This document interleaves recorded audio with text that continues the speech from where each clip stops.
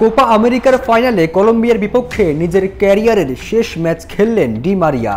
তার ক্যারিয়ারের শেষ ম্যাচটি খেলেছেন 117 মিনিট।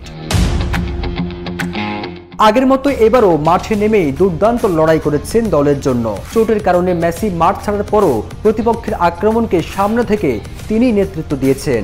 তবে গোল না পেলেও ফেরেননি খালি হাতে। জাতীয় দলের জার্সিতে শেষটা রাঙালেন কোপা আমেরিকার শিরোপা জিতে। কলম্বিয়াকে 1-0 গোলে হারিয়ে আরও একবার কোপা আমেরিকার চ্যাম্পিয়ন হয়েছে আর্জেন্টিনা।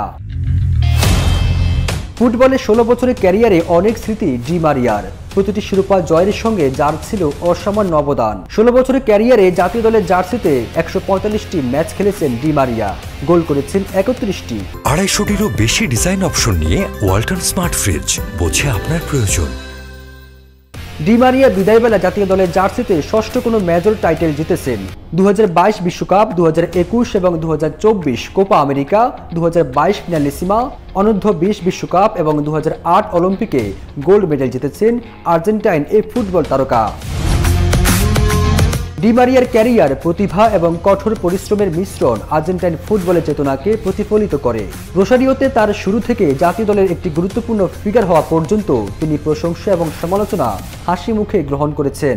দলের অভ্যন্তরীণ বন্ধুত্বের প্রতিফলনে ডি মারিয়া ঐক্যবদ্ধের প্রচেষ্টার উপর জোর দিয়েছেন, যা তার দলকে আরেকবার চ্যাম্পিয়ন হওয়ার সুযোগ তৈরি করে দিয়েছে।